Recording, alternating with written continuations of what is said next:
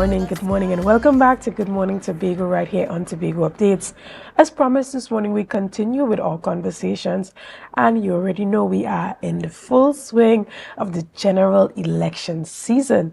Now, this morning I have the privilege of sitting and chatting virtually with Gary Griffith, political leader of the NTA. Good morning and welcome. Hi, good morning to you and good morning, Tobago. Good morning. So, again, you are stating that the NTA is ready for this general election. Can you tell us how many candidates have been fielded? Are you still going through that process? Would you be announcing all your candidates soon? Yeah, definitely. The only hold up is because we have formed a strategic alliance with other political parties. So we're just having meetings with them on Saturday just to verify the final numbers. The NTA, we have virtually completed ours. We have already announced most of our candidates, and just about two or three more we need to announce probably early next week. So we'll be going up for seats in Diego Martin West, Diego Martin Central, Port of Spain South, St. Joseph, of which that seat I would be a candidate for, Tunapuna, Aruka, Lupino, Rima, La Hoquita Talparo, Toco Sangre Grande, Chaguanas East, San Fernando West, and Point Fortin. So it is just about 13 or 14. We have other entities on political parties such as Hope and CRN. They most probably will be going up for two or three other seats. So in all, with this alliance, People's Alliance, there should be about 17 odd seats we would be contesting. Right. And even before the election was announced, you have already been on the ground talking with the constituents in the different areas. What type of feedback are you getting as it pertains to persons being ready to choose a political alternative from the two main parties in the country? Since I got into politics like 2007, every single general election is the mother of all elections. It's always the same thing, it's the mother of all elections. I think the country cannot wait to exhale come April the 29th, when we could just get over it, move on, have one prime minister, one government, and get over all of the nonsense that we have seen and heard for the last year or so prior to the run up to this general election. People are frustrated. They are disappointed. There are two major political parties. I think this is the first time there's so much disenchantment on either side. When you hear people trying to say that, what we're hearing a lot of is which must we select, the lesser of two evils. And that is unfortunate. What we are doing is giving the country for the first time in 18 years a third choice, which the last time they had a legitimate third choice would have been in 2007 with the Congress of the People, of which I was a part of. And that 148,000, those persons who are still around, it's the first time in 18 years they will have a third choice in a general election. All persons between the age of 18 to 36. It's the first time in their life that they will be able to vote with an option of a third choice, because there's going to be, and we have to accept it. The PNM and the UNC, you will always have 150, 200,000 a PNM till I die on a border UNC and a Gradera UNC, and that is their right. That is how you live your life. You don't care if it affects your family, if your daughter could be raped, if your wife could be kidnapped, if your son could be killed. That doesn't matter. As a PNM or a UNC till I die, that is all that's important. Forget about if it affects the economy, if it affects health, education, if it affects my security. As a PNM and UNC till I dead. And that is the right of that 300, 400,000. Thankfully, there are 150,000 plus who look at policies, programs, and that is what we are doing. People are fed up of the backbiting, the name calling, the gutter politics. I mean, the UNC itself, they have contracted someone that every single time he goes on a platform or on a video, his political headquarters is in his car. That's Philip Alexander. It's always to attack, to destroy, to discredit, to bad talk. People are fed up of that type of politics, and we welcome and we are glad that Philip Alexander has joined the UNC, because it has turned off tens and tens of thousands of persons. They're fed up of that politics. So what we're hearing on the ground, people want to hear, what can you provide? What can you deliver? What are your options? Why should we select you instead of someone else? Totally understood. And during our last conversation, we were talking about some of the collaborations that you would be doing for this election. Are there any Tobago political entities that you would be collaborating with as it pertains to this coalition that you have created? Yes, definitely there'll be collaboration after April 28th.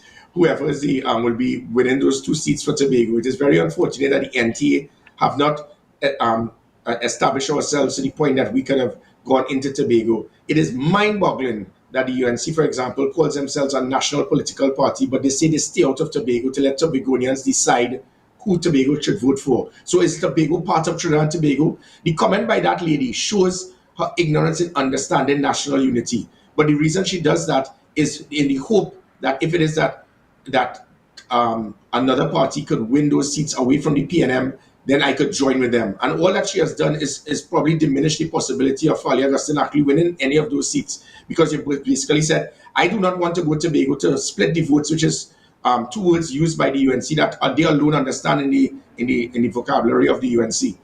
So by doing that, you do not understand the importance of Tobago.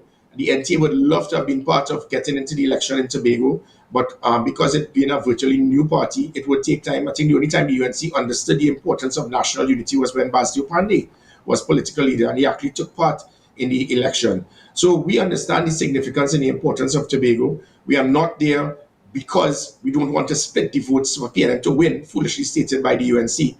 What is that we did not have the capability and readiness to take part in the election in Tobago. I think Tobago will have a very big part to play in the decision-making process, just like the NTA, because even though you have two established parties, if, for example, in PNM, they lose one or two of those seats in Tobago, and say, for example, I win St. Joseph, we can become now the persons that can be the individuals to decide the government, and we definitely would be part of the next government.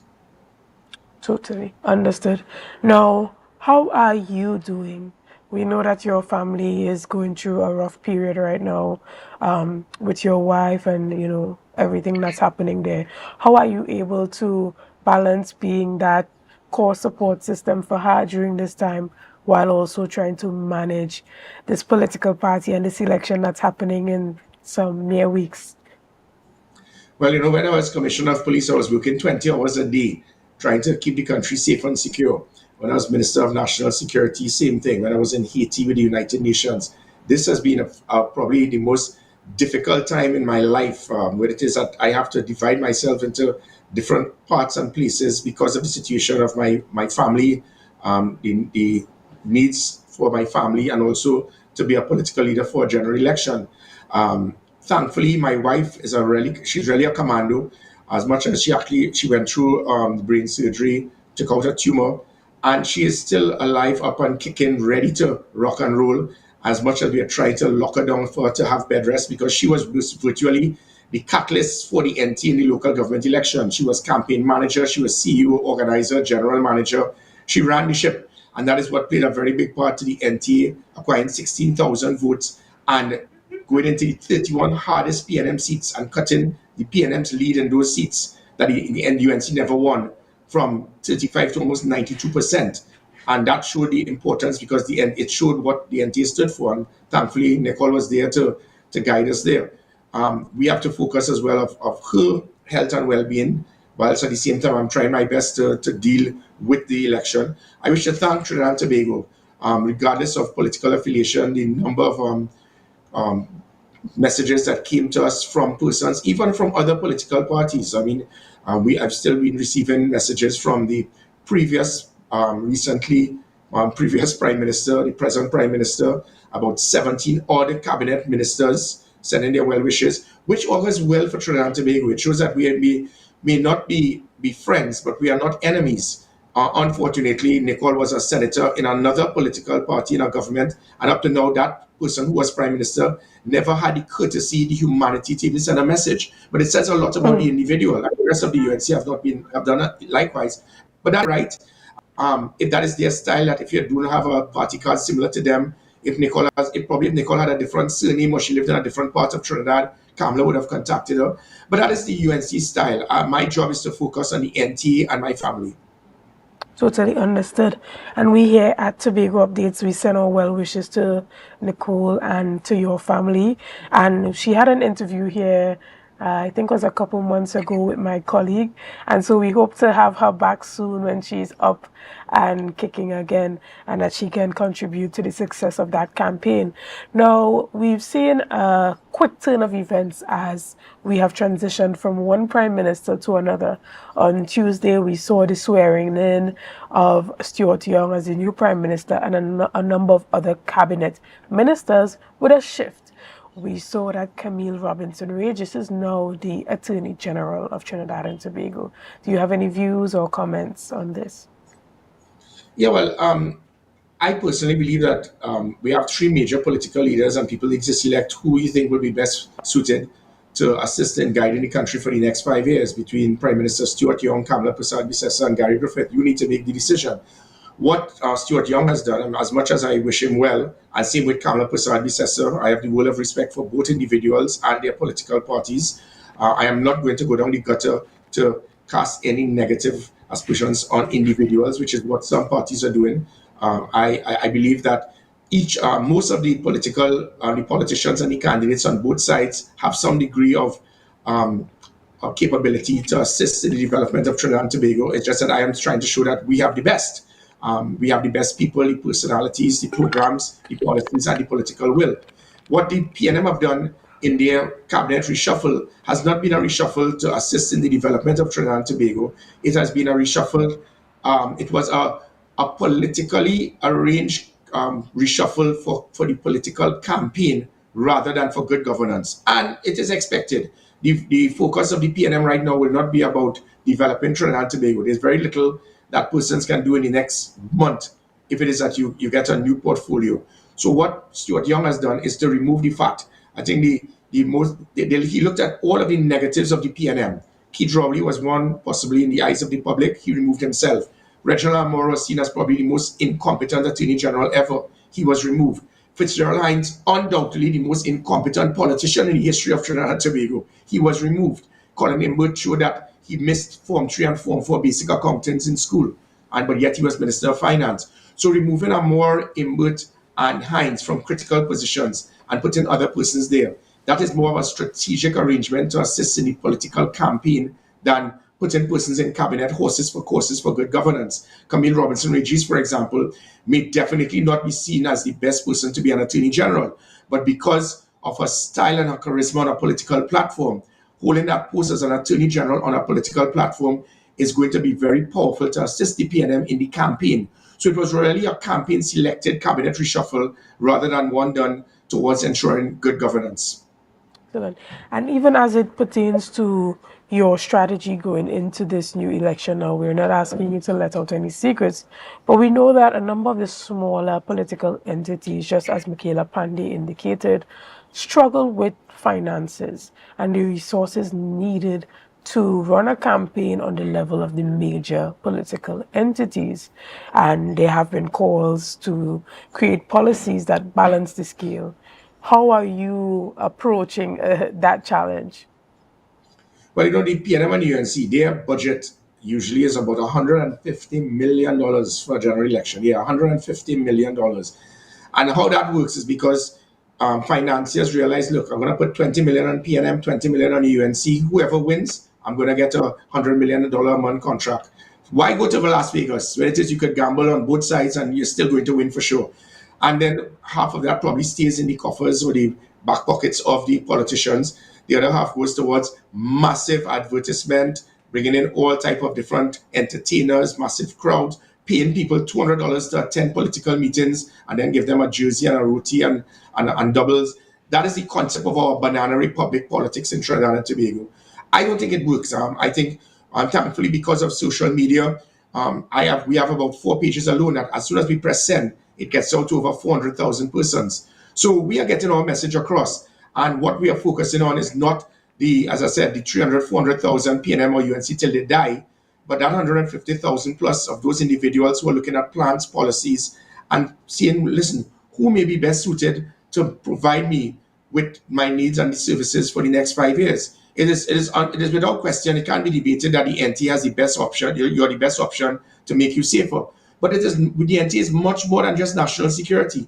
Whereas we have individuals, apart from myself, Commander Norman Dindial, a senior person from the Coast Guard, Captain Mark Jardine, a very senior person previously from the Air Guard, Paul Nahus, probably one of the best firearm experts in the country, Major Dirk Barnes, retired. Who we have, when you look at other political parties, what you're going to get, for example, the UNC roughly, you get that, you're going to get Kamala's chair of the National Security Council, if you're lucky if she turns up. You're going to get Philip Alexander as your Minister of National Security. Rishmi Ramnarayan might probably come back as the Director of the SSA. Johnny Abraham will come in his Panama hat as the Commissioner of Police. And Wayne Sturge, who has been instrumental as an excellent attorney to ensure that when I was commissioner and we will arrest and charge persons, he will be able to get them released immediately and back out onto the streets. You need to decide if that is what you want. Will you go for it, brother?